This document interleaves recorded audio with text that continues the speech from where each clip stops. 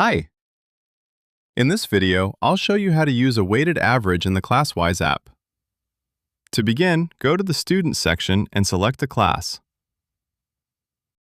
A weighted grade point average is a way of calculating grades in which selected activities carry more weight than others. So how do you use this in practice? Let's say one of your short tests was used to review a full unit. In that case, you may want it to have a greater impact on the student's final grade than the other activities on the list. This is where you can assign it a higher weight. Click the three dots next to the activity name and select Edit Weight. Set the value you see fit, for example, 3, and confirm the change. From that point on, the result of that activity is multiplied by 3 when the average is calculated. You don't need to calculate anything yourself. The app does it all for you.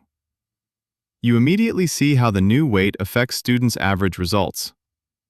Using a weighted average makes grading fairer and helps reflect a student's actual performance more accurately. If you'd like to learn more about the Classwise app, check out the next videos. Thank you for your time and see you in the next one.